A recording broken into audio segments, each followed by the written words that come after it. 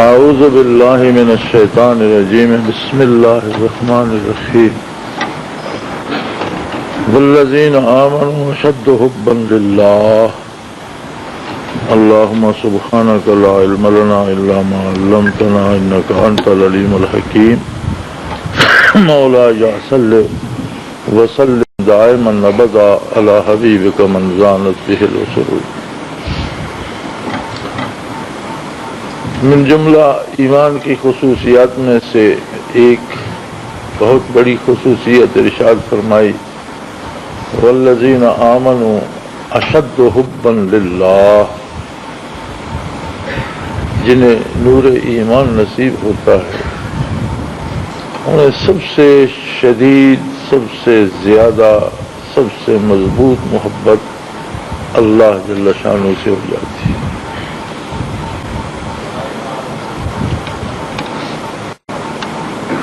یہ بڑی عجیب بات ہے۔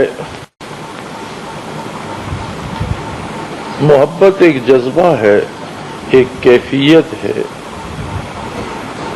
جو دل میں پیدا ہوتا ہے، جو دل پہ وارد ہوتی ہے، ایسی کیفیت ہے، اور دل محبوب کے لیے تڑپ اٹھتا ہے، بے قرار ہو جاتا ہے۔ لیکن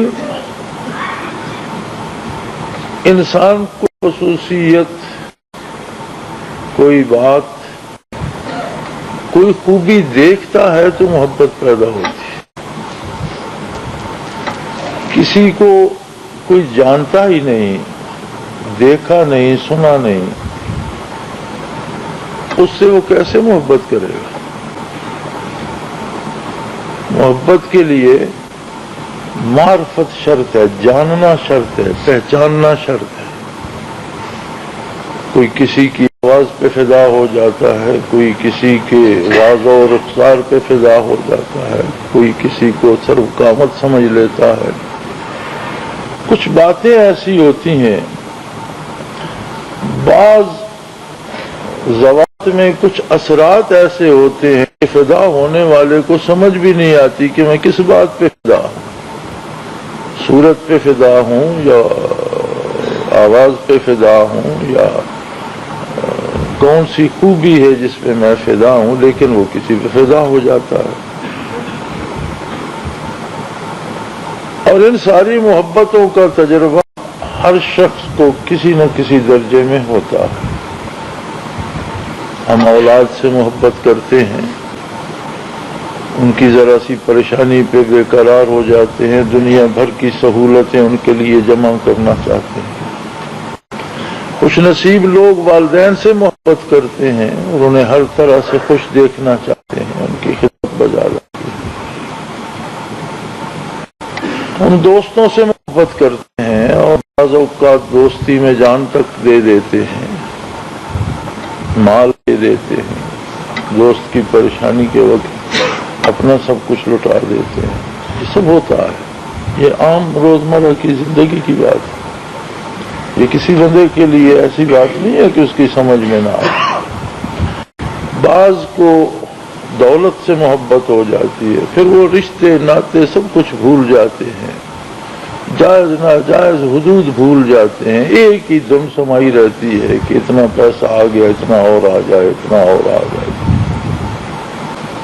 بعض کو اقتدار سے محبت ہو جاتی ہے، وہ سارا مال بھی لگا دیتے ہیں، اور بعض اوقات ساری عمر جیل میں سڑتے رہتے ہیں، پھانسی تک ہو جاتی ہے، لیکن اس کی محبت دل سے نہیں نکلتی۔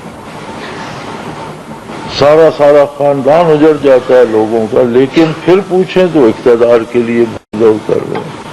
کوئی بس نہیں کرتا کہ جی باپ مارا گیا، بھائی مارے گئے، خاندان اجڑ گیا، چلو اب بس کرو، چھوڑو اس کو، کوئی ایسا نہیں کرتا۔ ایمان کی ایک بہت بڑی نشانی یہ ہے، یہ فطری محبتیں ہیں، ہر شخص میں ہوتی ہیں۔ اولاد کی محبت ہوتی ہے، والدین کی محبت ہوتی ہے، دوستوں کی محبت ہوتی ہے، ایک حد تک مال کی اور عزت و آبرو کی، شہرت و ناموری کی محبت ہوتی ہے، کسی علم سے محبت ہوتی ہے، اور ساری زندگی اصول علم میں در در پہ گزار دیتا ہے۔ اللہ کریم فرماتے ہیں کہ ایمان کی دلیل بہت بڑی یہ ہے کہ والذین آمنوا، جنہیں نور ایمان نصیب ہوتا ہے، اشد حبا للہ، اللہ سے ایسی محبت کرتے ہیں جو ان تمام محبتوں پہ غالب آ جاتی ہے، سب سے بڑھ جاتی ہے۔ بڑی بڑی محبوب چیزیں چھوٹ جاتی ہیں، لیکن وہ اللہ کے قرب کو پانے کی آرزو سے ہاتھ نہیں اٹھاتا۔ اب ہم قربانی کرتے ہیں، بظاہر تو ایک عام سی بات ہے، ہم جانور خریدتے ہیں، اور آج کل تو ہم خانہ پوری کرتے ہیں کہ یار کون تکلف کرے، تم ہی کو خرید لو، تم ہی کہیں کوئی ذبح کر دو تو جان چھوڑ ہو جائے، بھئی ادا ہو گئی۔ لیکن اگر ہم تلاش کریں تو اس میں ایک عجیب جذبہ محبت کی فراوانی کہ سیدنا ابراہیم خلیل اللہ علی نبینا و علیہ الصلاۃ والسلام ہوش سنبھالنے سے لے کر دنیا سے رخصت ہونے تک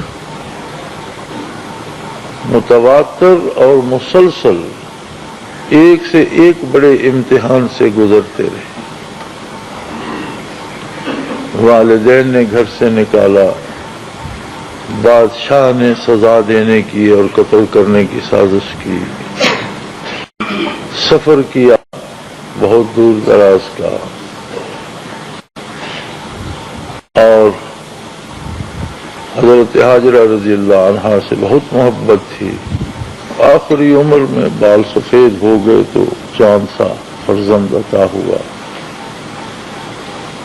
حکم ہوا کہ انہیں ماں بیٹے کو چھوڑ آئے وہاں ویران پہاڑوں میں، کوئی جگہ کسی کی نشاندہی فرمایا، جبرائیل نشاندہی کریں گے۔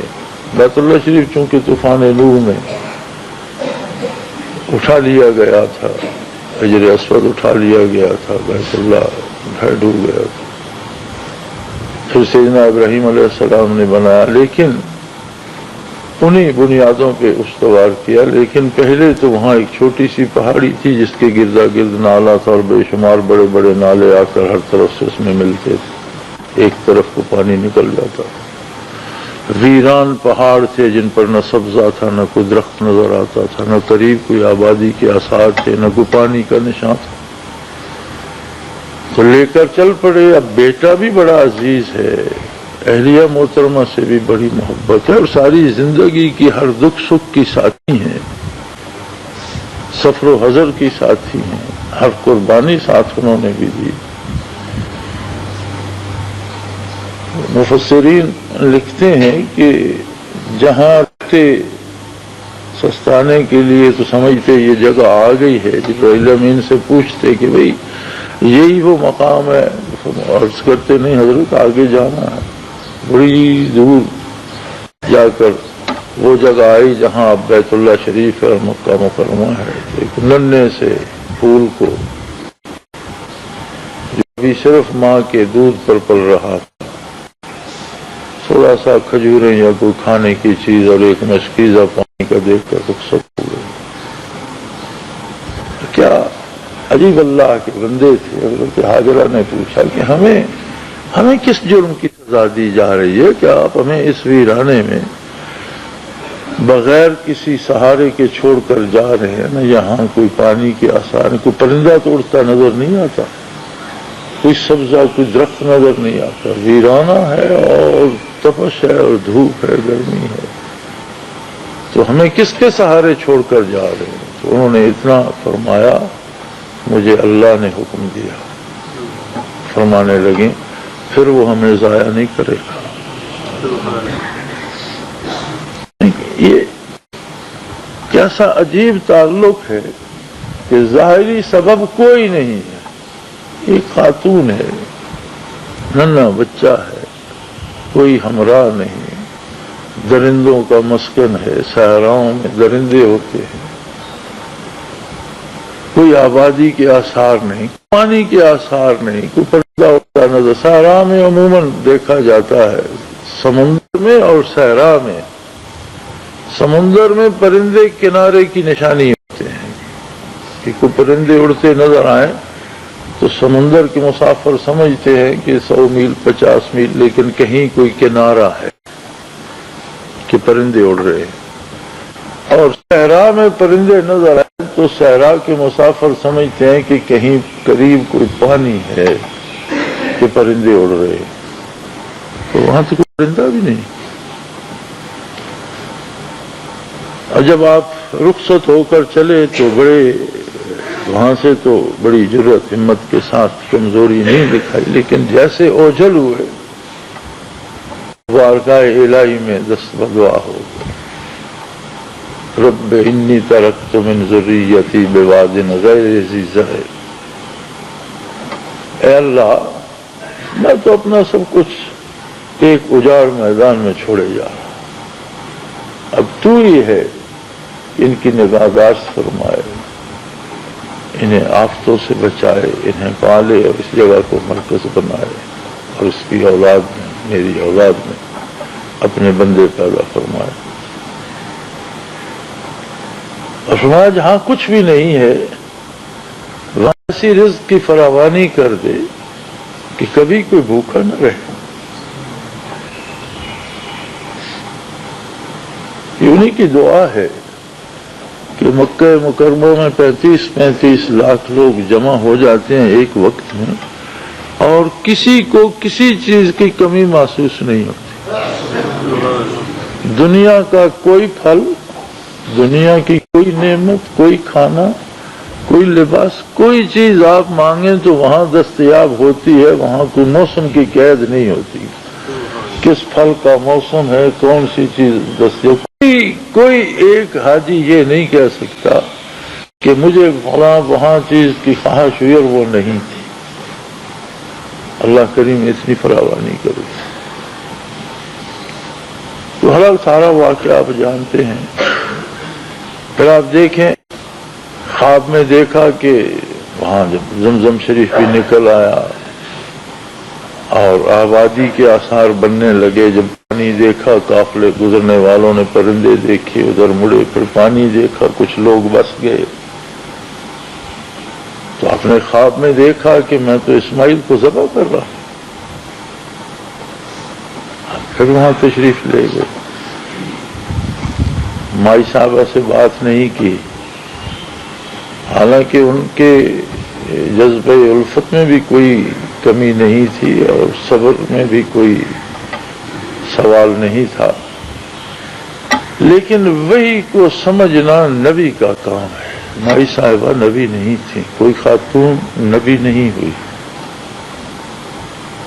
اسی لیے دینی قیادت و سیادت خواتین کے پاس نہیں ہے کہ خواتین میں نبوت نہیں ہے۔ اب زید کی عورتیں تو امام بن گئی ہیں، لیکن اللہ نے خاتون کو امامت نہیں دی، خواتین میں نبوت نہیں ہے۔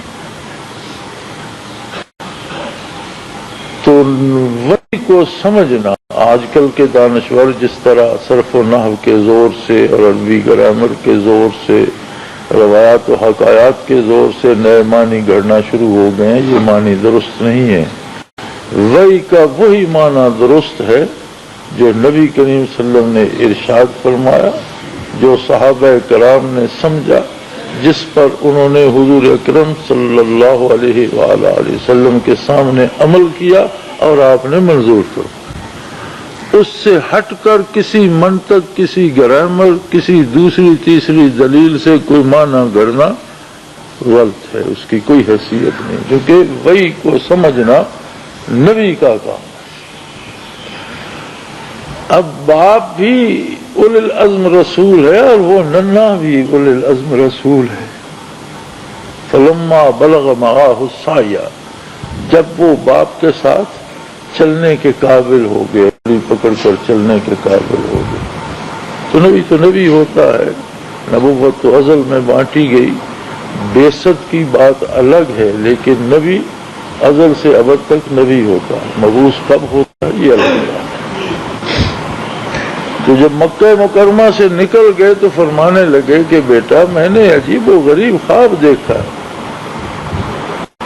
انی ارا فی المنام، میں نے تو خواب دیکھا ہے، خواب میں یہ بات دیکھی ہے، انی اذبحک، کہ میں تمہیں ذبح کر رہا ہوں۔ اب وہ ننا اللہ کا اولی العزم رسول ہے، وہ فرماتا ہے یا ابت افعل ما تؤمر، ابا جی نبی کے خواب وہی رہی ہوتے، آپ نے خواب نہیں دیکھا، آپ کو حکم دیا جا رہا، یہ آپ کے لیے حکم کا درجہ رکھتا ہے خواب، اور جو حکم دیا گیا ہے وہ کر گزرے، اس بات سے اندیشہ نہ کریں کہ میں کم سن ہوں، میں بھی اللہ کا رسول ہوں، ستجدنی انشاءاللہ من الصابرین، تو مجھے صبر کرنے والوں میں پائے گا، میں چلاؤں گا نہیں۔ اب عجیب امتحان ہے محبت کا، کیا ہے کہ ضعیف باپ بیٹے کو ذبح کرنے پہ کمر بستہ ہے، اور معصوم بچہ گردن کٹانے پہ تیار ہے، کیوں؟ والذین آمنوا اشد حبا للہ، اللہ کی محبت مجبور کر، اللہ ایسا چاہتا ہے، اللہ کا ایسا حکم ہے، کر گزرنا۔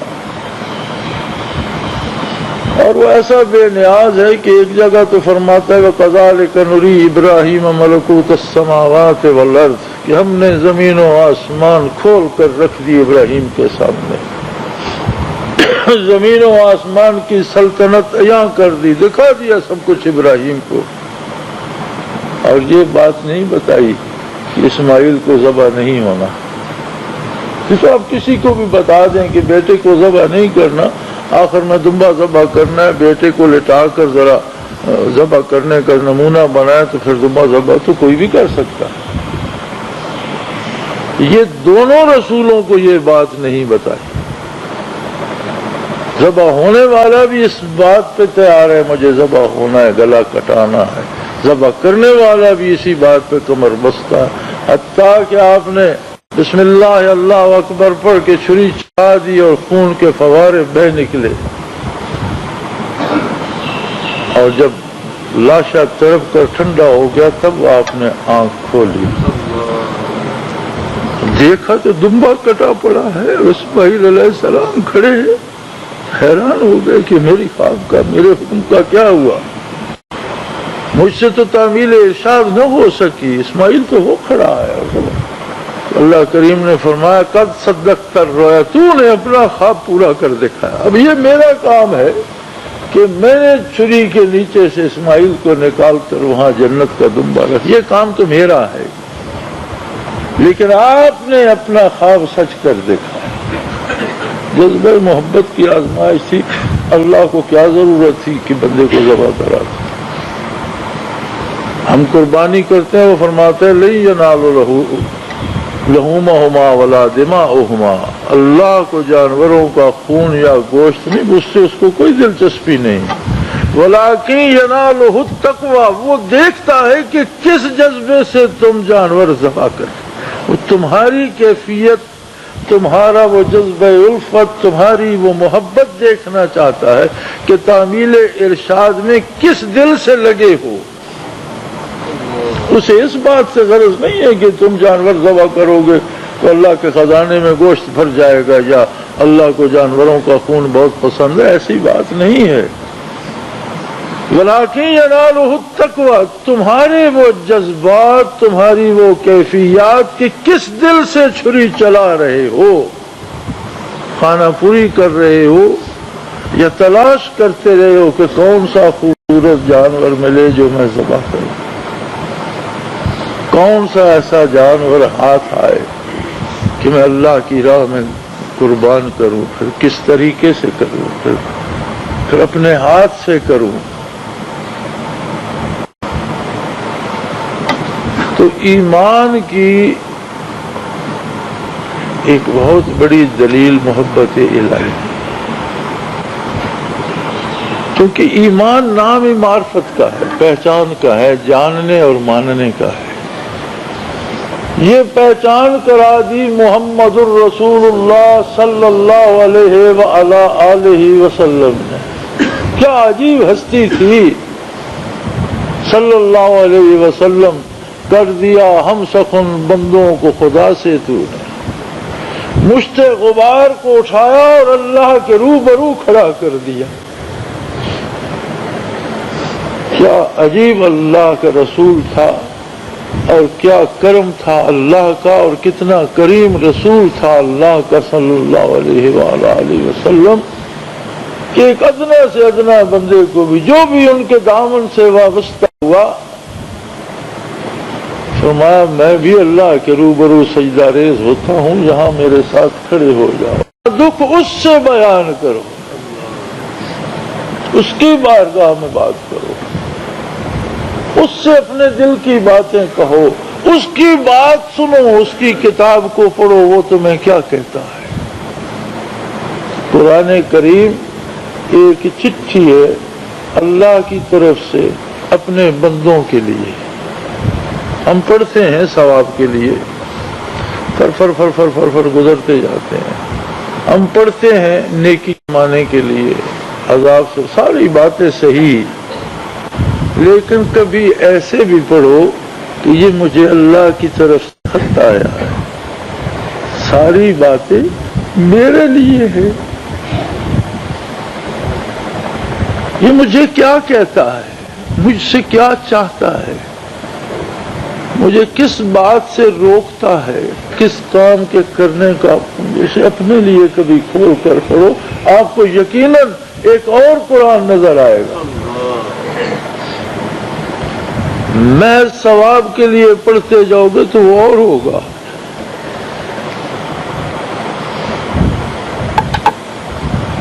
مجھے ایک شخص نے واقعہ سنایا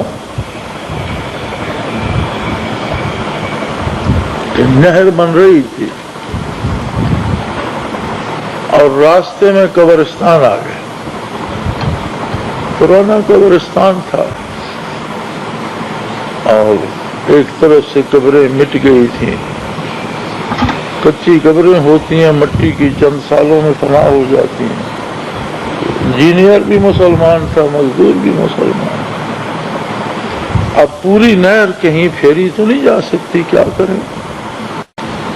انہوں نے کہا کوشش کر کے اسے ایسا کرتے ہیں کہ جس طرف سے قبریں معدوم ہو گئی ہیں، کوئی نشان نہیں ہے، اس طرف سے نہر گزار لی جائے. بظاہر کوئی نشان نہیں تھا، لیکن راستے میں ایک قبر آ گئی، اور جب انہوں نے کھودا تو اس میں تو صحیح سلامت وجود پڑا، بلکہ کسی درخت، کسی بوٹی کی جڑ اس کے منہ کے سامنے سے گزر رہی تھی، اور اس جڑ میں سے قطرہ قطرہ پانی کی طرح کا سیال مادہ اس کے منہ میں ٹپک رہا، اور بہت زیادہ خوشبو تھی. وہ پریشان ہو گئے، فوراً قبر بند کر دی اور پھر سارا نقشہ بدلنا پڑا کہ اس کے اوپر نشان بھی بنا دیا جائے، اس سے ہٹ کے گزارا جائے. تو جو انجینئر تھا اسے ایک عجب تجسس پیدا ہو گیا کہ اس شخص نے کیا ایسا عمل کیا ہے، کوئی خاص عمل ہوگا جو یہ کرتا رہا. نماز روزہ تو سارے مسلمان کرتے، کوئی اور بات بھی ہو. تو تلاش کرتے کرتے گاؤں میں پتہ چلا کہ اس کی بڑھیا ابھی ہے، ضعیف العمر ہے لیکن وہ خاتون ہے. اس کے پاس پہنچے کہ کوئی تم نے اپنے میاں کا ایسا عمل دیکھا جو عام آدمی نہ کرتا ہو؟ ہاں، اس نے کہا ایک بات تھی، بیچارہ پڑھا لکھا نہیں تھا، قرآن کریم پڑھ نہیں سکتا تھا، لیکن روز قرآن لے کر بیٹھ جاتا تھا اور ہر آیت پہ اس طرح انگلی پھیرتا اور کہتا تھا اللہ میاں تو نے یہ بھی سچ کہا ہے، اللہ میاں یہ بھی تو نے سچ کہا ہے، اللہ میاں یہ بھی تو نے سچ کہا ہے. تو ایک ایک سطر پہ انگلی پھیر کر تصدیق کرتا جاتا تھا کہ یہ جو کچھ کہا ہے یہ بھی سچ فرمایا ہے، یہ فرمایا ہے جو یہ بھی سچ فرمایا. تو وہ گھنٹوں اس طرح قرآن پڑھا کرتا تھا. اب اللہ کو کسی کی کثرت تلاوت سے کیا اس نے تو وہ جذبہ قبول کر لیا جو اس ان پڑھ کو بغیر سمجھے اس کی صداقت پہ مجبور کر رہا تھا.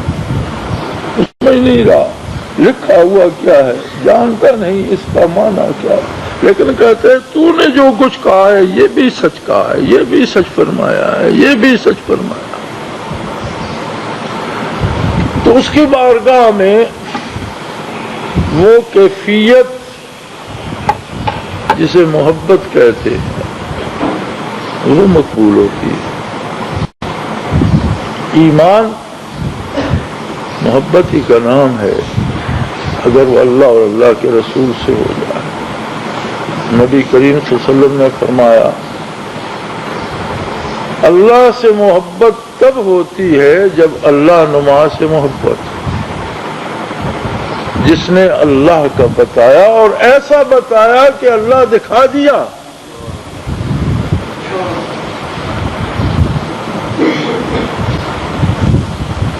جو فلسفیوں سے حل نہ ہوا اور نکتہ وروں سے کھل نہ سکا وہ راز ایک کملی والے نے بتلا دیا چند اشارہ. دنیا میں دانشور بھی تھے، دنیا میں محقق بھی تھے، دنیا میں پڑھے لکھے لوگ بھی تھے، دنیا میں فلاسفر بھی تھے. کوئی نہیں جانتا تھا ایز فطرت میں کہ اللہ بھی ہے تو کہاں ہے، کیسا ہے. لیکن نبی کریم صلی اللہ علیہ وسلم نے ایسا بتایا کہ آج کا جاہل چرواہا ان پڑھ جو کلمہ گو ہے وہ بھی جانتا ہے اللہ ہے اور میرے پاس ہے، مجھے دیکھ رہا ہے، میری بات سن رہا ہے. کیا پہچان دی نبی کریم صلی اللہ علیہ وسلم نے کہ اس گئے گزرے زمانے کا ان پڑھ بھی جسے کلمہ نصیب ہے وہ جانتا ہے اللہ ہے، مجھے پال رہا ہے، مجھے زندگی دے رکھی ہے، مجھے اس کے پاس جانا ہے. تو ایمان کی دلیل یہ ہے کہ اللہ سے محبت شدید ہو جاتی ہے. والذین آمنوا اشد حبا للہ. اور نبی کریم صلی اللہ علیہ وسلم نے فرمایا لا یؤمن احدکم، تم میں سے کوئی بندہ مومن نہیں ہو سکتا حتی اکون احب الیہ من والدہ وولدہ والناس اجمعین او کما قال رسول اللہ صلی اللہ علیہ وسلم. جب تک ماں باپ بہن بھائی اولاد اور دنیا کے سارے انسانوں سے زیادہ محبت مجھ محمد الرسول اللہ سے نہ کرے ایماندار نہیں ہو سکتا.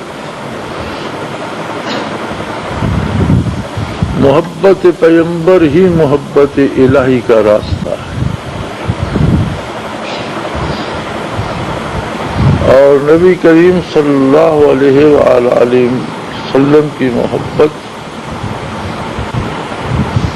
جس نے حضور کو پہچانا فدا ہو گیا. جس نے دیکھا ہی نہیں اسے کیا ملے گا.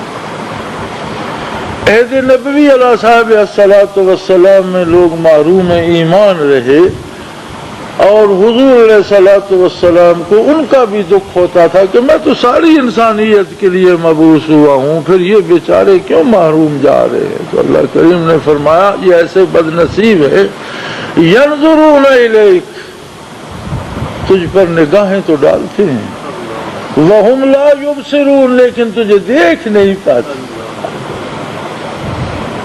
نگاہیں تو ڈالتے ہیں اور محمد بن عبداللہ دکھائی دیتا ہے انہیں، محمد الرسول اللہ کو دیکھ ہی نہیں پاتے.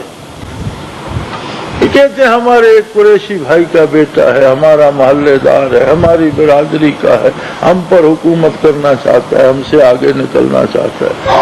لیکن محمد الرسول اللہ کو ہم لا یبصرون، آپ کو دیکھ نہیں پاتے، شان رسالت کو دیکھ نہیں پاتے. اور یہی بات حضور نے اہل طائف کے حق میں دعا کرتے ہوئے فرمائی تھی،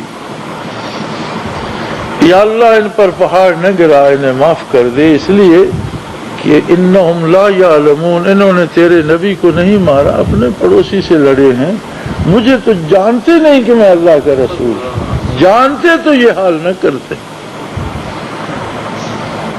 تو اگر نبی علیہ الصلوۃ والسلام کی پہچان اور معرفت اور جاننا نصیب ہو جائے، ایک تو رواجی اسلام ہے اور نہ ہونے سے کروڑوں درجہ بہتر ہے۔ اللہ کا شکر ہے مسلمانوں کے گھر پیدا ہوئے، کبھی کوئی خیال آ گیا کوئی نماز بھی پڑھ لیتے ہیں، ایک حد تک حلال حرام کا تصور بھی ہے، مرنے کا خیال بھی ہے، قیامت پہ ایمان بھی ہے۔ اللہ قبول کرے، نجات کے لیے یہی کافی ہے، لیکن نجات اور شے ہے اور بات اور شے ہے۔ اللہ سے بات ہونا، اللہ کے حبیب صلی اللہ علیہ وسلم سے بات ہونا، رشتے الفت میں اسیر ہونا، آرزوئے وصل کو پالنا اور آرزوئے وصل میں تڑپنا اور بات ہے، اور گزارا کرنا ایک اور بات ہے۔ اس نے کہہ دیا میں کافر کو نہیں بخشوں گا تو اس کی بات برحق ہے، وہ نہیں بخشے گا، لیکن اگر بخش دیتا تو میں اور آپ روک سکتے تھے؟ کوئی روک سکتا؟ اس کو اپنا فیصلہ ہے۔ کافر کے علاوہ جسے ایمان نصیب ہو گیا ان سب کو بخش دے، بلا وجہ بخش دے، اس کی بخشش کی کوئی حد ہے، کوئی قید ہے؟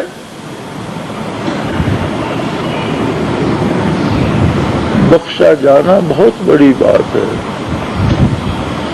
من زحزح عن النار فقد فاز، جو جہنم جانے سے بچ گیا اس نے بہت بڑی کامیابی حاصل کی، اور بات ہے۔ لیکن درد عشق کا پالنا کچھ بات ہی الگ ہے۔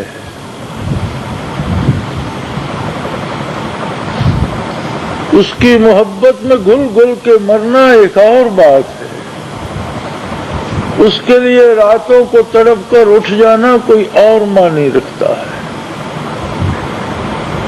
اس کی آرزو میں مسجد میں آنا کچھ اور مفہوم رکھتا ہے۔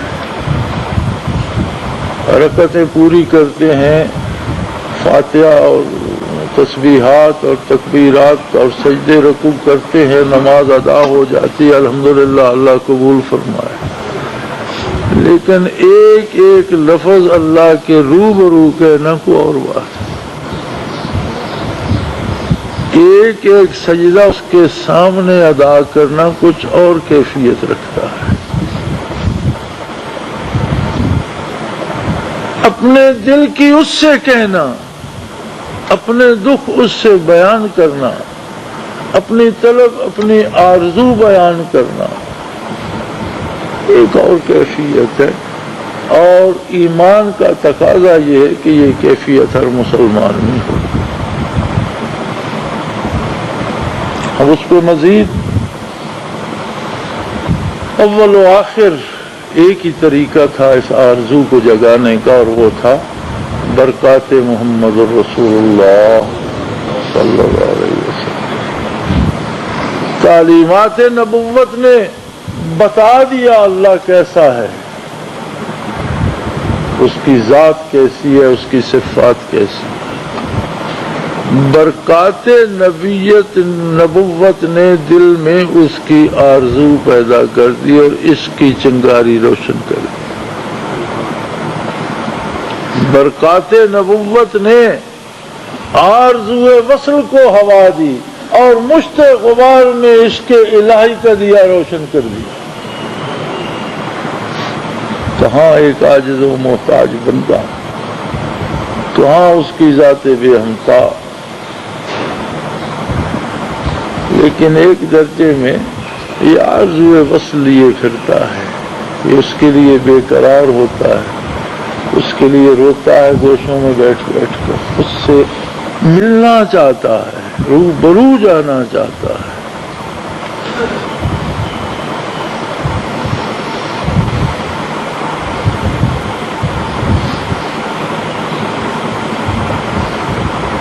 اور یہی ایمان کی صفت ہے۔ انسان بھی عجیب شے ہے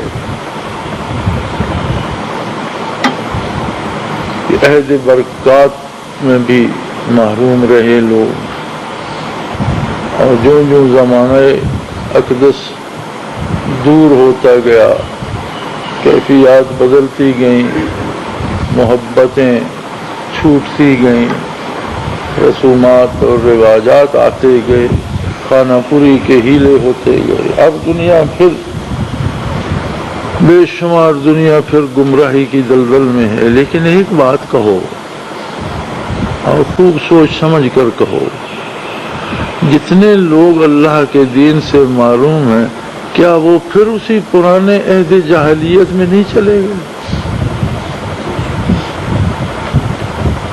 जिनको जानवरों से मोहम्मद रसूलुल्लाह ने इंसान बनाया था, जिंदगी क्या थी लोगों की? जानवरों की तरह। न किसी को लिबास पहनने का सलीका था, न किसी से ताल्लुक दोस्ती दुश्मनी का कोई उसूल था। ताकतवर गरीब को लूट लेता और उमरा तमाशा देखने के लिए गरीबों पे दरिंदे छोड़ देते और खून बहाकर और लाशें तड़पाकर तालियां बजाते। क्या आजकल वही कुछ नहीं हो रहा?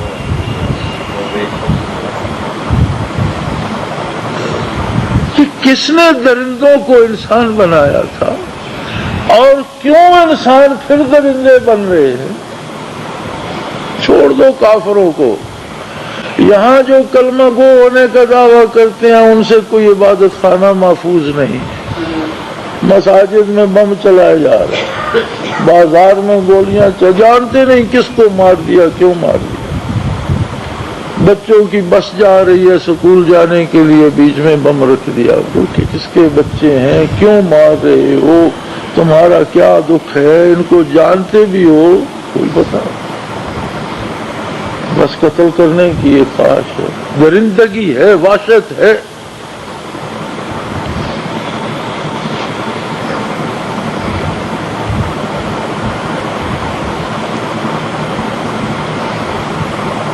मैं अगले दिन वाइल्ड लाइफ देख रहा था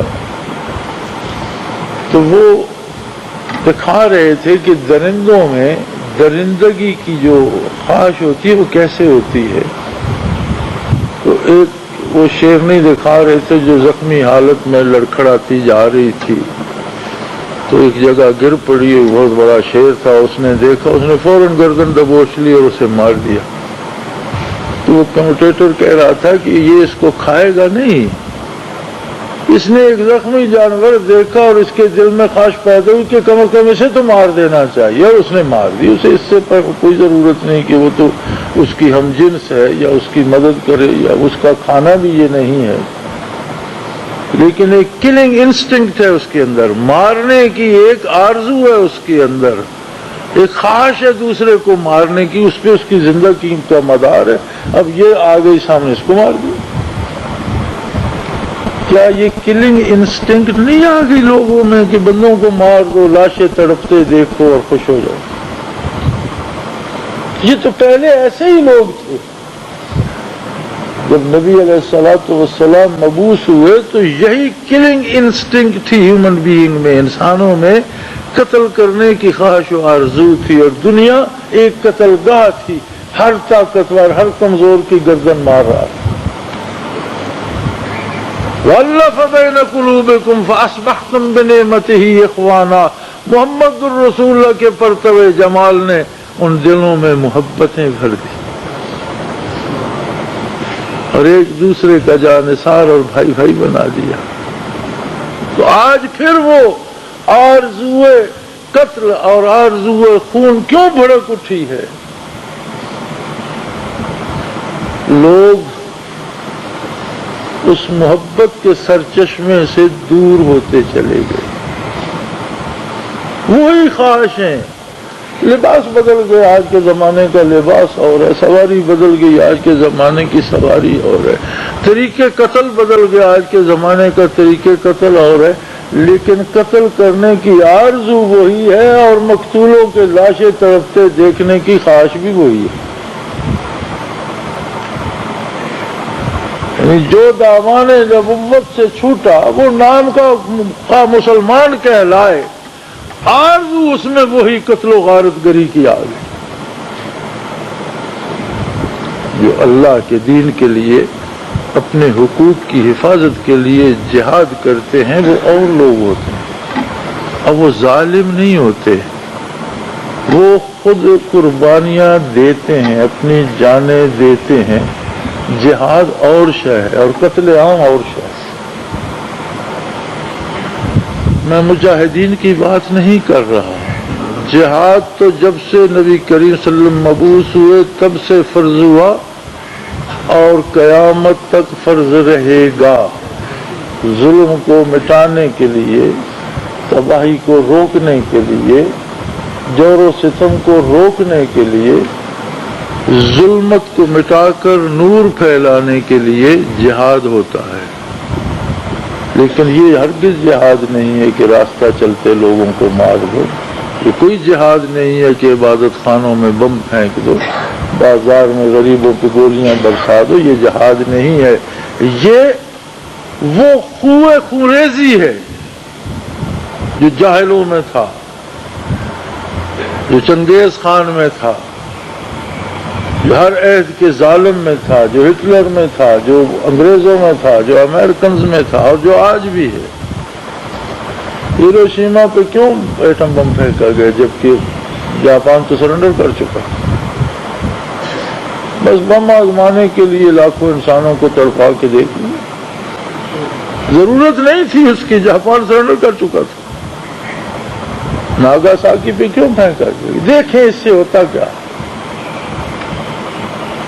لاکھوں لوگ لقمہ اجل بن گئے، شہر ویران ہو گئے. تو یہ ایک تباہ کرنے کی خواہش ہوتی ہے. لیکن جب اس کے الہی آتا ہے، جب اس کے پیغمبر آتا ہے تو پھر حق پر جان دینے کی آرزو پیدا ہوتی ہے. جانیں لینے کی نہیں، خواہ مخواہ قتل کرنے کی نہیں. ایقاق حق کے لیے میدان میں اترتے ہیں، پھر قتل ہوتے بھی ہیں، قتل کرتے بھی ہیں. یقاتلون فی سبیل اللہ یقتلون و یقتلون. اللہ کی راہ میں جو جہاد کرتے ہیں خود بھی شہید ہوتے ہیں، مخالف کو بھی قتل کرتے ہیں، لیکن وہ اللہ کے حکم کے ساتھ، اللہ کے نبی کے حکم کے ساتھ، اپنی خواہش سے نہیں.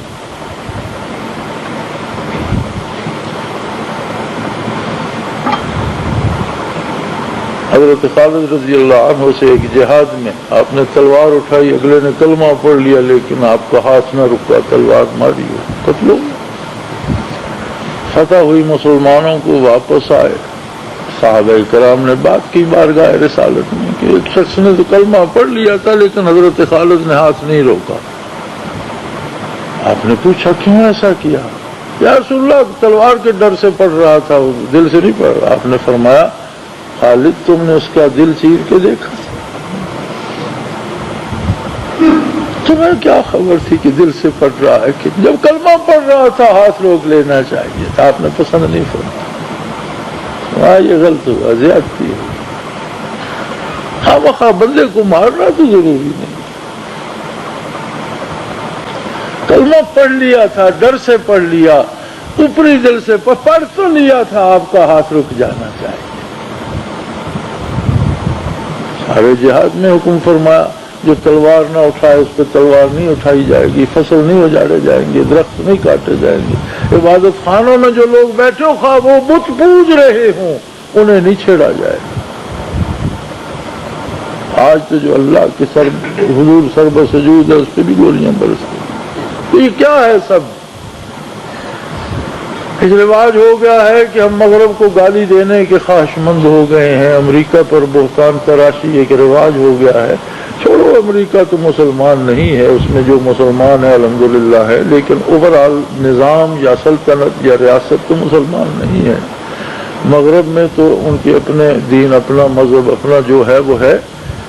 آپ اپنی بات کریں. یہاں جو کلمہ گو بستے ہیں یہ کیا کر رہے ہیں؟ یہ جو ہر شہر سے دھماکے کی خبر آتی ہے، ہر شہر قتل گاہ بنا ہوا ہے، ہر شہر میں لاشیں ملتے ہیں، ہر گلی میں لاشیں ملتے ہیں، ہر ایک کا بچہ اغوا ہوتا ہے، ہر ایک کا گھر کا فرد اغوا ہوتا ہے، ہر جگہ ہر روز ڈاکے پڑتے ہیں. یہ کیا ہے؟ وہی وحشت ہے جو بعثت نبوی سے پہلے تھی. محبتیں عطا کی آقا نامدار صلی اللہ علیہ وسلم نے. جب لوگ دور ہوتے گئے، محبت چھوٹتی گئی تو پہلی بیماری پھر آ گئی. دوا تو دی تھی محمد رسول اللہ نے، وہ دوا تھی محبت۔ وَأَلَّفَ بَيْنَ قُلُوبِكُمْ، تمہارے دلوں میں الفتیں بھر دی۔ جب دامان رسالت چھوٹا، محبتیں بھی چھوٹ گئی، لوگ بندہ بندے کا دشمن ہو گیا، ہر ایک کو تاکے پھرتا۔ Everybody here is to kill every body.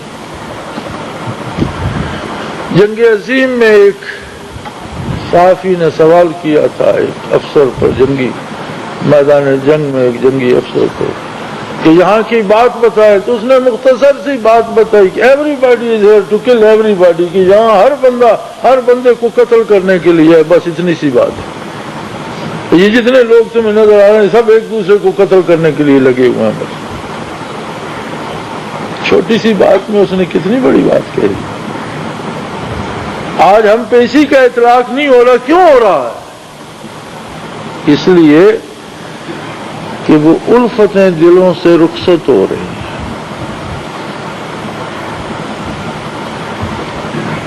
صرف کلمہ کافی تھا دل کو محبت سے بھرنے کے لیے،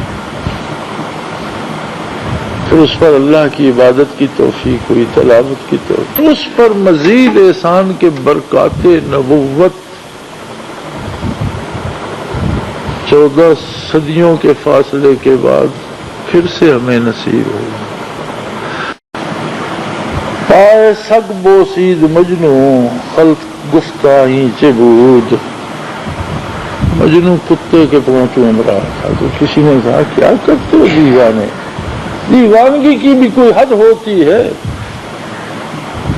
کہنے لگا ہی سگ گاہے گاہے کوئے لیلا رفتہ بود، میں نے اس کو کبھی کبھی لیلا کی گلی سے گزرتے دیکھا۔ اگر لیلا کی محبت میں لوگ مجنون ہو سکتے ہیں،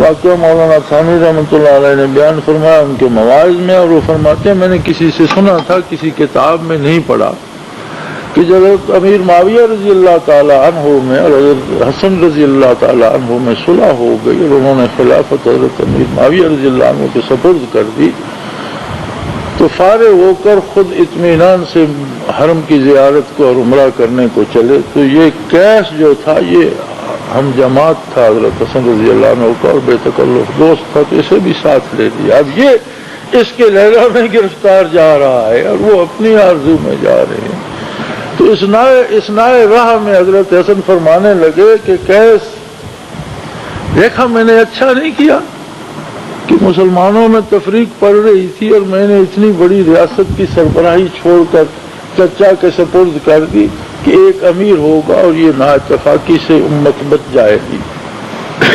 تو وہ کہنے لگا کہ حسن بھائی کیا بات کرتے ہو، تمہیں تو حکومت جچتی ہی نہیں تھی اور نہ امیر معاویہ رضی اللہ عنہ کو جچی، تم تو خواہ مخواہ دونوں چچا بھتیجا شور کر رہے ہو۔ تو وہ بڑے حیران ہوئے کہ یہ کیا کہتا ہے، اور تیسرا تو کوئی حکومت کا دعوے دار ہی نہیں ہے، نہ کوئی سامنے ہے، نہ لوگوں نے کسی کا نام لیا۔ تو انہوں نے فرمایا تو پھر کس کو جچتی تھی؟ کہنے لگا جچتی تو لیلا کو تھی۔ تو آپ نے فرمایا انت مجنون، تو پاگل ہو گیا ہے۔ تو وہ اس کا نام کیس سے مجنون پڑ گیا۔ تو انہوں نے فرمایا تھا انت مجنون، تو تجھے سوائے لیلا کے کچھ نظر نہیں آتا، حکومت سے لیلا کا کیا کام، تو دیوانہ ہو گیا۔ یہ حال تو ان لوگوں کا ہے جنہوں نے بندے نے بندے سے عشق کیا۔ اللہ سے کوئی عشق کرے اس کا کیا ہونا چاہیے؟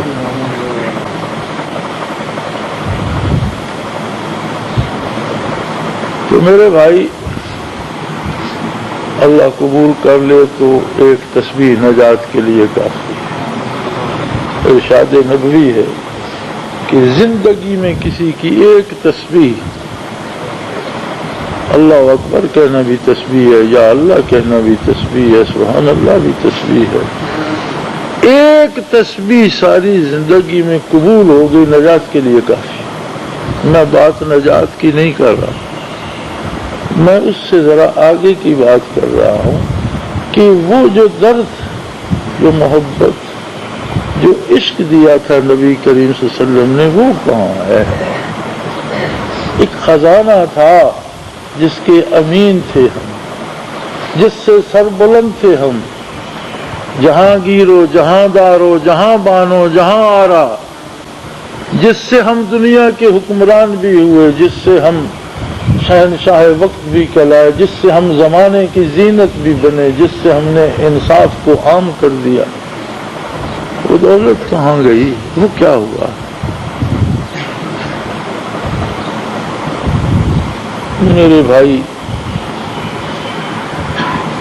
میری بات کا آپ کو پتہ نہیں، آپ کے دل کا میں نہیں جانتا۔ زبان سے کیا کہہ رہا ہوں، دل میں کیا ہے یہ وہ جانتا ہے۔ آپ کیا کر رہے ہیں، دل میں کیا، یہ بھی وہی جانتا، لیکن وہ بڑا بے نیاز ہے۔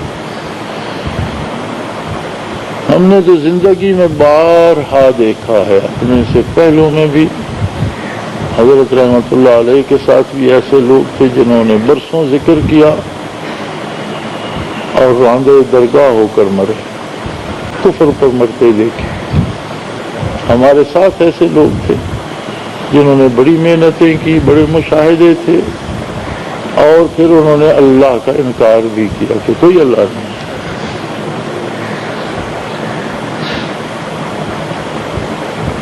اور آپ نے بے شمار لوگ دیکھے جنہوں نے برسوں عمریں لگا دی اور پھر دھکے دے کر نکال دیے گئے اس بات کا۔ کیوں ہوتا ہے ایسا؟ آدمی گھنٹہ مزدوری کرے اسے اجرت دی جاتی ہے، دھکے تو نہیں دیے جاتے، اور برسوں مزدوری کرے تو اس کی سب کچھ وارث کیوں کر دی جائے؟ وہ نہیں کرتا، وہ تو بڑا کریم ہے۔ خود بھی کیچڑ تھوپتے رہتے اور سمجھتے ہیں ہم سیمنٹ کی دیوار بنا رہے ہیں، ذرا سا دباؤ پڑتا ہے تو گر جاتے، رسمیں جماتے رہتے ہیں، اس میں بھی دنیا تلاش کرتے ہیں، اس میں بھی ان کیفیات سے آشنا نہیں ہوتے، سمجھتے ہیں یہ بھی دنیا کمانے کا ایک ذریعہ ہے، پیر صاحب بن جائیں گے، مولانا بن جائیں گے، لوگ نظر نیاز دیں گے، مفت کا پیسہ آ جائے گا۔ یہ کیوں، یہ سوچ کیوں آتی ہے؟ اس لیے کہ وہ درد عشق نہیں ہوتا، ایک دنیاوی رسم ہوتی ہے ساتھ ملنے کی، وہ جو درد عشق ہوتا ہے وہ نہیں۔ اپنا حساب آپ کرو یار، اپنا محاسبہ خود کرو۔ ایک بات حتمی ہے، بات درد سے بنے گی، بات کچھ دینے سے بنے گی۔ ہمارے پاس دینے کو تو ہے ہی کچھ نہیں، یہی دے سکتے ہیں کہ لوگ سو رہے ہوں اور ہم اٹھ جائیں، ہمارا یہی جہاد ہے۔ لوگ بھاگ رہے ہوں اور ہمیں سجدے کی توفیق نصیب ہو جائے، لوگ حرام حلال جمع کر رہے اور ہم حرام سے بچ جائیں۔ ایک کیف، ایک درد، ایک کسک سی دل میں آ جائے کہ بات رب سے نہ بگڑے، اللہ کے نبی سے نہ بگڑے، پھر تو بات بن گئی۔ اور یہ احساس نہ رہا تو رسم دنیا ہے، آتے ہیں لوگ چلے جاتے ہیں، کوئی فرق نہیں پڑا۔ رسم دنیا میں تو آپ دیکھتے ہیں لوگ کتنی سیاسی جماعتوں میں جاتے ہیں، کتنی جگہیں بدلتے ہیں، کوئی کہاں سے کہاں چلا جاتا ہے، کہاں یہاں سے وہاں چلا جاتا ہے، یہ چلتا رہتا ہے دنیا میں، لیکن عشق و محبت میں یہ نہیں چلتا، طلب و آرزو میں یہ نہیں چلتا۔ تو میرے بھائی، اپنے آپ سے باتیں کرو، اپنے آپ سے سوال کرو، اپنے آپ سے جواب تلاش کرو، اور میری تو آرزو بھی یہ ہے، دعا بھی یہ ہے، خواہش بھی یہ ہے، اور مشورہ بھی یہ ہے، اپنے اللہ اور اپنے رسول کے ساتھ کھڑے کھڑے رہے۔ کوئی ایج پیش نہ رہے درمیان میں، کوئی پردہ حجاب نہ رہے، کوئی بات چھپی نہ رہ جائے، سینہ کھول کے رکھ، اب آگے ان کی مرضی، کس کو کیا دیتے ہیں وہ خوب جانتا ہے، اور جس کو جتنا دیتا ہے اس کی حیثیت سے زیادہ ہی دیتا ہے۔ اس کی بارگاہ سے کسی کو کم نہیں ملتا۔ تو ناگاں چند کلیوں پر قناعت کر گیا، ورنہ گلشن میں علاج تنگی داماں بھی ہے۔ یہ ایسی بارگاہ ہے کہ پھٹے دامن کو بھی وسعت دے کر سی کر دوبارہ بھر دیتے ہیں۔ اس بات پہ نظر رکھو کہ یہ درد، یہ کیفیت، یہ طلب دل میں آئے اور بڑھتی رہے، ترقی کرتی رہے۔ اسی آرزو میں جئیں، اسی آرزو میں مر جائیں، اسی آرزو میں اٹھیں۔ اللہ کریم ہمارے گناہ معاف فرمائے، دانستہ نادانستہ غلطیوں کی معافی دے، اور ہمیں بھی درد دل عطا کر دے، اپنا عشق اور اپنے حبیب صلی اللہ علیہ وسلم کا عشق عطا کر دے۔ اور وہ کریم ہے، اس کے کرم سے کچھ بعید نہیں۔